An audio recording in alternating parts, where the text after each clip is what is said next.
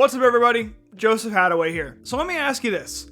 What is the most morally bankrupt, scum of the earth job there is out there? Is it an MLM recruiter? A payday loan shark? A debt collector?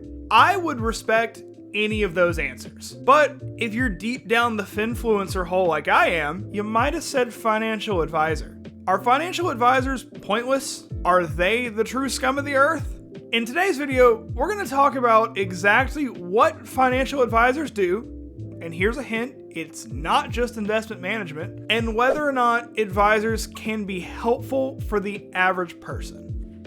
First up here, let me say, I am not a financial advisor, nor am I a financial planner. I don't have anything to sell you, especially in the way of investment products, and at the time of recording, I do not have any relationships with any advisors, planners, financial investment, fiduciary, anything that I could financially or monetarily benefit from making this video. I'm just a believer in the industry. So with that said, let's talk about why a lot of finfluencers don't like financial advisors. And in my opinion, the answer is super simple: social media.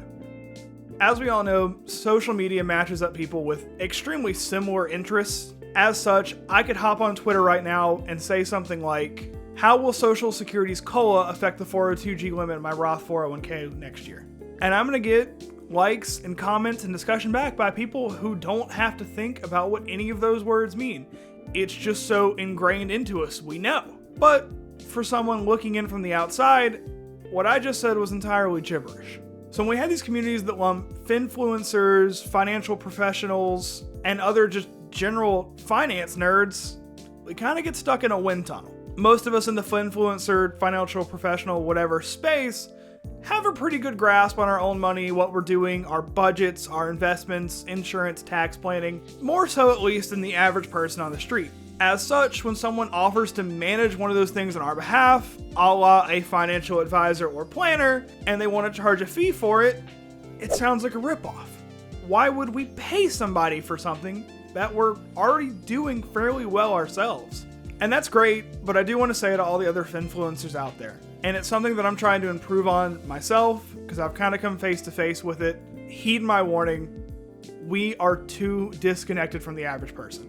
We want to help, and I genuinely believe most people who make content in our space get into it for the right reason, with the actual want and desire to help people above anything else.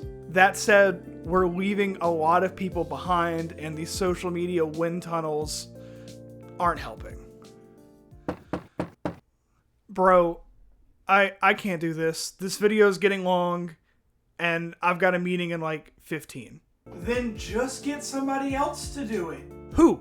You? No, on Fiverr, you can hire a freelancer to take the little stuff off your plate so you can get back to the things that only you can do. So you're saying that I can use Fiverr to hire someone to help me finish this ad read? Well, that's not exactly what I had in mind. Too late. With Fiverr, you can hire a freelancer to deal with the day-to-day, like doing ad reads, while you deal with the big stuff, like making YouTube videos. Sign up using the link below in the description to get 10% off your first order.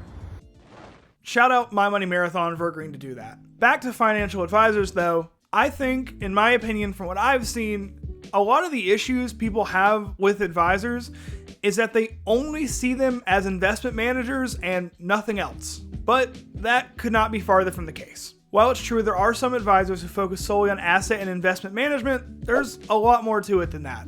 A whole lot more. I mean, of course we're talking investment management like I just said, but then you gotta add on tax planning, insurance planning, retirement planning, estate planning.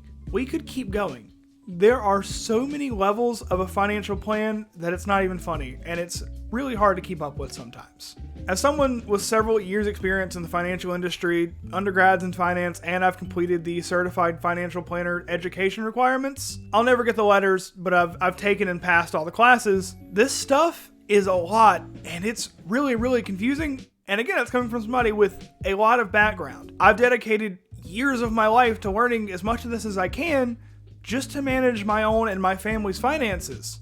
And there's still stuff that I don't know, and I'm still learning a lot every single day. That said, that's not realistic for most people. What I've done is not the most realistic thing.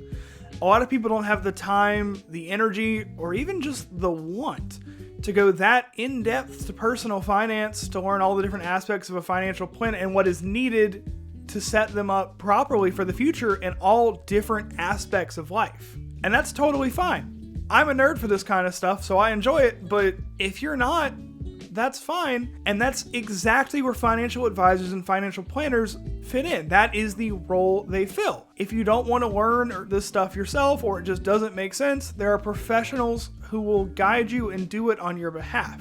That said, I do want to shout out someone. And I will say this is not an endorsement for his services or him as a financial advisor, but shout out Zach Malo over on Twitter. While I've never worked with Zach in a professional capacity and I cannot recommend him as a financial advisor, I've met him a few times, we've talked, God knows how many times now. He's a good guy, really cool, really nice, helped a lot with this video. And he's also creating what I think is some of the best content on Twitter about the different roles financial advisors take that aren't just investment management. So I highly recommend you take the time and check him out.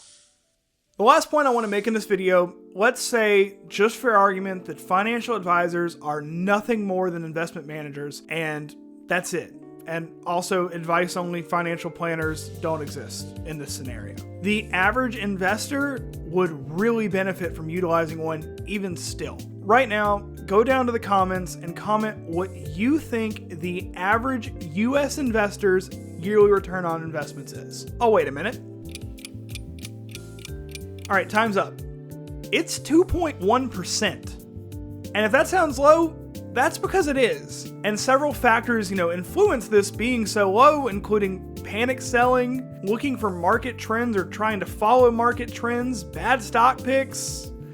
There are 100 million things that could potentially go wrong, and there's a lot of bad news out there that could really influence an individual investor who's not the most aware of the stock market. Yes, most advisors will charge an AUM fee, usually around 1% to manage your investments, but for the average investor, who again is returning, 2% a year, which is less than a lot of savings accounts right now, would still benefit, even with the fee, from putting their money with an advisor because they'd still 4 to 5x their returns every single year. So yes, for some people, paying for an advisor to manage your money or help you create a full financial plan is a waste of money. You've got it pretty well on your own and you don't need these advisors, but for the average person on the street, financial advisors offer a skill and a need that no one else really does. All of this is to say, are there reasons to discredit the financial advising industry? Yes. Does everyone need to work with a financial advisor, or would absolutely everyone benefit from working with a financial advisor? Probably not. Are there some bad advisors out there? Oh yeah, there are some really bad advisors out there. And are there some advisors who only got into it to collect the commission checks and will give recommendations just to line their pockets? Definitely. But there are also a lot of really good advisors and planners out there who really care about you, your situation, and can make a huge difference on your wealth building journey and the trajectory of it as a whole. Don't discredit the industry because you don't see the need for an advisor to help you in your personal life and your personal plan. And also don't discredit the industry because you had one bad experience with one, no matter how bad, advisor. Again, to drive the point home, a lot of people do not need a financial advisor. A lot of us, especially in like the online finfluencer space. But again, if we want to focus on the average person on the street, average person out there, average American, whatever it may be, they would significantly benefit from working with a financial advisor or financial planner in all aspects of their life. That said, as always, thank you all so much for watching. Shout out Investment Kage for sending me the article with that graph that we showed earlier. I'll link the whole article down in the description for you to read. Make sure to subscribe to the channel and hit the bell to be notified every single time that I upload. Follow me on social media to see what I'm working on before it goes live here, and check back next Friday for another video.